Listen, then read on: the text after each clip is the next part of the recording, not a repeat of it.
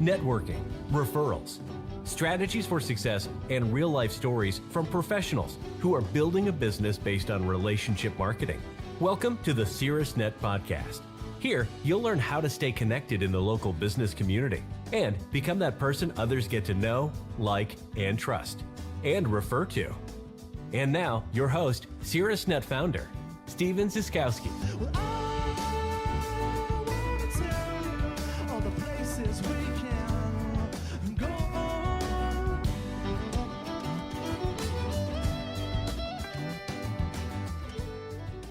Welcome to the Caerusnet podcast. Today I've got with me Mike Mayernik from Mitten Junk Removal. Mike's been a fantastic Caerusnet member, really literally since the day he joined. And I really appreciate having people that do networking, not just looking at the bottom line, but also do it from their heart. And that would be Mike. So Mike, welcome to the Caerusnet podcast. Thanks for taking some time to be with us today and kind of sharing your story. Thanks for having me, Steve. It's been a blast being a part of Caerusnet so far, and I love being able to talk about, all the good things that Caerusnet's brought to us and how we're growing our business. So excited to be here. All right. Well, hey, let's do this really quickly. I like walking down memory lane just a little bit and kind of connecting the dots of how people find their way to Caerusnet. So let's do that. Who told you about Caerusnet and how did that go down?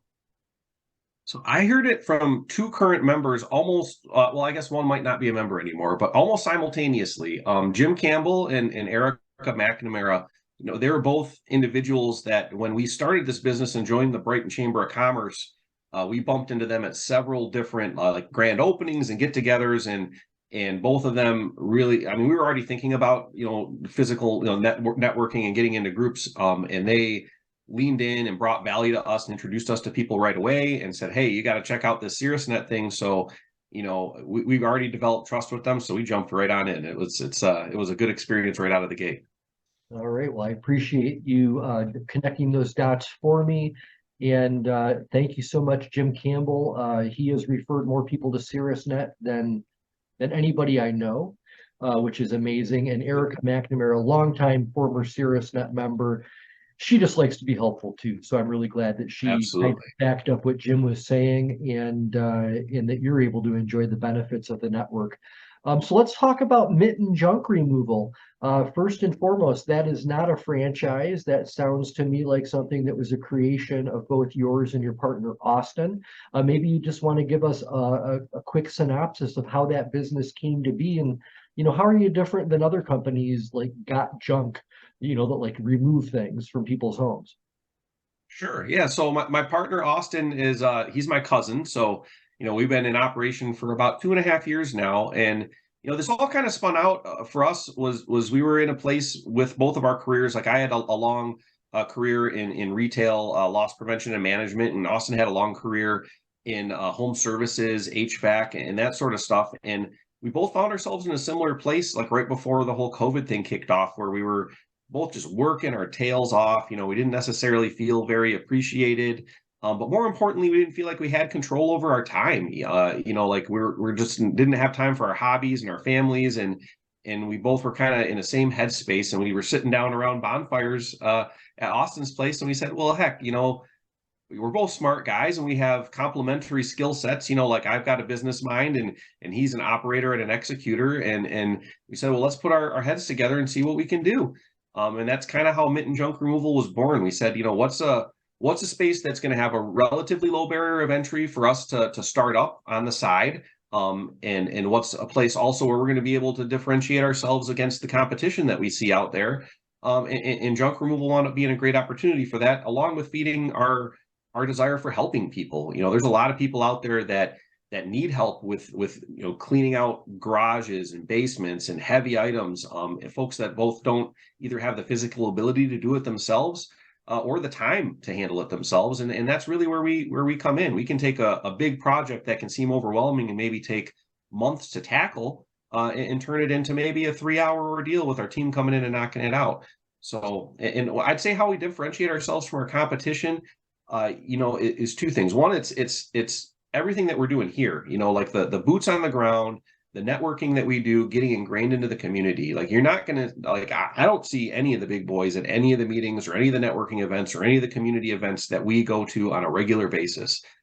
So we're leaning into number one, helping out the community, and number two, getting to know the other local business owners, so that when we have an interaction with a customer, we can bring them more value than just junk removal. Like, maybe, if you're removing junk, maybe you need a cleaner. Well, I know Robert Pierce over in the 10 o'clock group, and I can hook you up with a cleaner.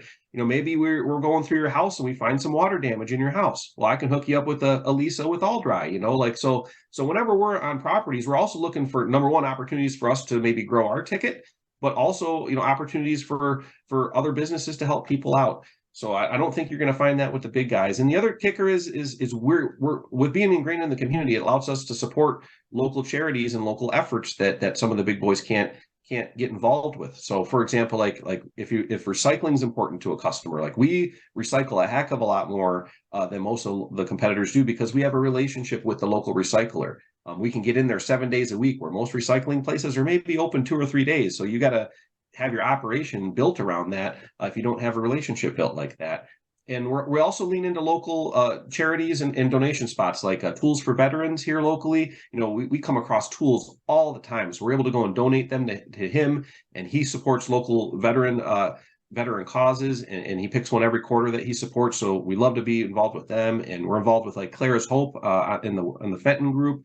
They support foster kids and whatnot. So anything that we can do to use our business to also support the community while keeping things out of the landfill, that's like win-win-win. And that's what we're all about. It's not, everything's not about making money all the time. If you can add value to the community, then that's what we're here to do. Yeah, absolutely. And I think that, when somebody starts a business or is evaluating, how am I going to get out there? How are people going to learn about me? Everybody comes into that from a different perspective. And some people hope and pray that they can just feed money into a machine and hope that that machine is going to give them their customers, because they don't want to invest the time to get out there and put themselves out there and meet a lot of different people. They don't want to do it. They want to try to do things the easy way. And I don't think there is an easy way to do something at the local level. I think if your business is going to be a local business and known locally, you really need to be hands-on. You need to be visible. The other things you're doing, Mike, is you're taking your team with you when you're out on these calls with your clients. They're not there like physically, but I mean, they're there in your mind, they're there in your heart. And when I used to do mortgages, I didn't think that my job was done until, like you, I'm introducing them to the next person that can bring value into their life, because that's absolutely huge. There's a podcast you're featured on with Jason Tracy on the Coffee and Grit podcast. It's currently on the homepage of Caerusnet, and you and Austin just knocked it out of the park. Just, how you guys treat your business. So here's the question for you. What was it that made you decide that, building your business by referral and by being in the community was the right thing for you guys?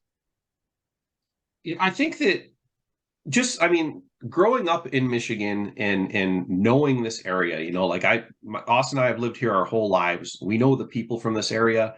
And I've had the opportunity to travel all around the country and get to know people from a lot of other areas of the country. And one of the things that we knew going into building this business was that Michigan is more locally focused than like anywhere else in the country. Folks around here like to support local businesses. They like to keep their money in the state if they can. So we knew right out of the gate, if we were going to be successful and be competitive with some of the bigger companies that are out there, we had to lean into that. We had to lean into that we're a local resource, and we had to lean into getting to know people here. We know that word of mouth goes way farther here in Michigan than anything else does. So like out of the gate, it wasn't even a question for us. It was like, we're definitely going to do this.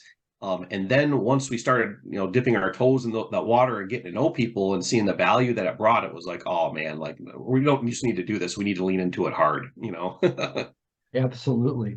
So let me ask you one other question then about Mitten, before we start talking about your Caerusnet experience and maybe some tips that you might have for other members, so they can have that same warm, awesome feeling that you have being in Caerusnet. So question I've got for you in business, the real estate market has changed. We were talking about that a little bit before the podcast today, where there's just not as much home turnover anymore. So you're always kind of evaluating who could be good potential referral partners for you, or you can bring some value and maybe receive some. So what types of businesses right now would you like to be referred to that you think could be a good synergistic fit? Absolutely. Yeah. And that's a good point. Like and we mentioned earlier too about like the digital end of things, like you can pour money into finding leads and contacts, but like when the economy's not doing great or people are feeling nervous about their money, that's only going to go so far, right? I'm interested in getting to know folks that are tied to transition or tied to the senior community for the most part. So great referral partners for me is anybody that's in the moving industry. Professional organizers are great referral partners for us because they're constantly in people's houses and helping them cull through things that they don't need. Another great referral partner for me is contractors, particularly small contractors that work in like the Ann Arbor area and stuff like that. So there are a lot of places in Ann Arbor that you can't either get a dumpster in or you're not allowed to because of HOAs and whatnot. So those are really productive relationships for us.